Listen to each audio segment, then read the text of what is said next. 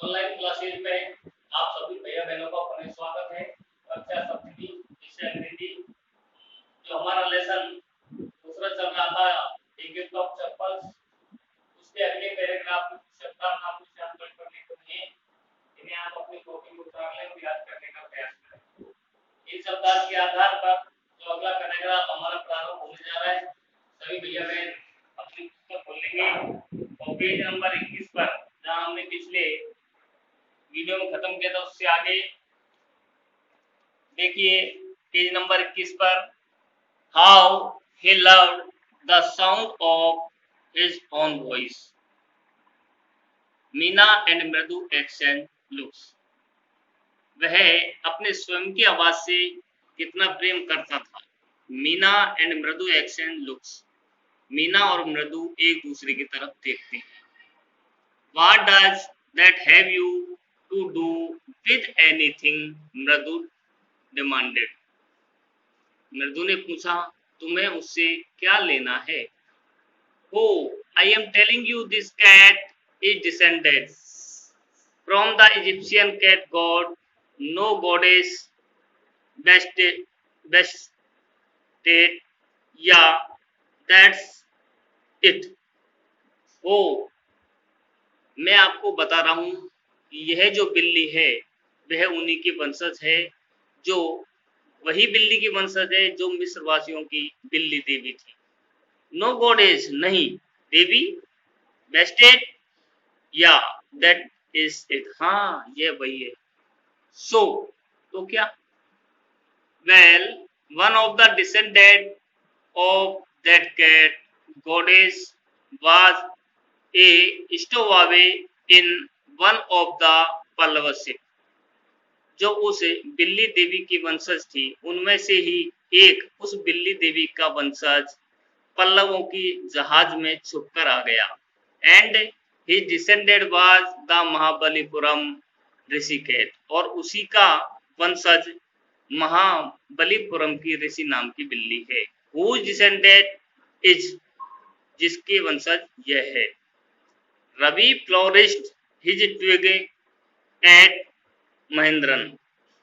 रवि ने अपने हाथ की उंगलियों से महेंद्रन की ओर संकेत करते हुए कहा, एमपी पुनई हियर, जो एमपी पुनई यहाँ है।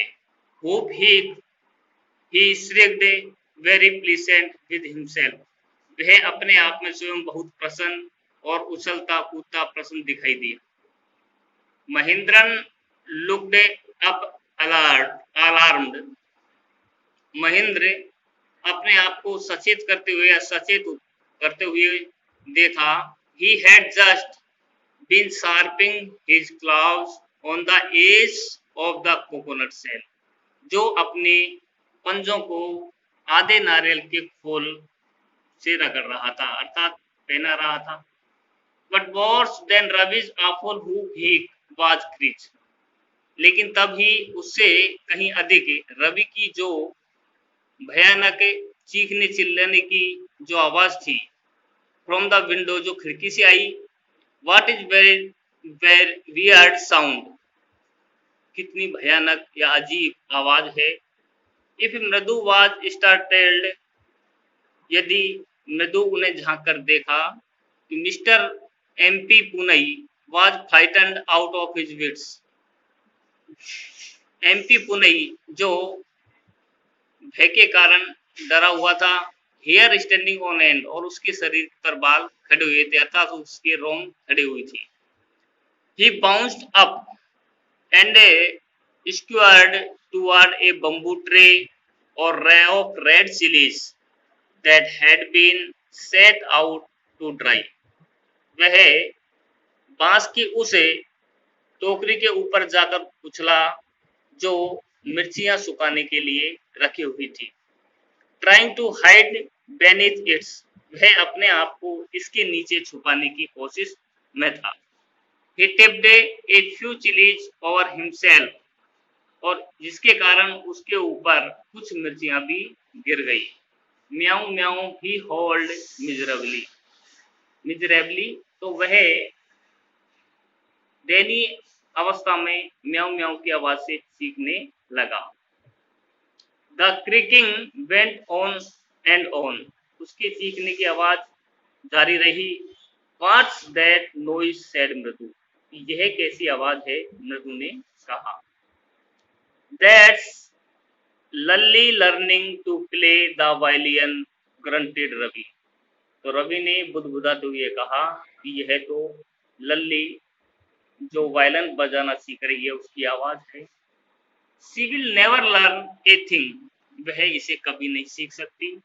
The music master just goes on playing like a train विजलिंग on and on, संगीत के आचार्य वायलिन को इस तरह बजा रहा था जैसे कि कोई पटरी पर सरसराती हुई रेलगाड़ी दौड़ रही हो।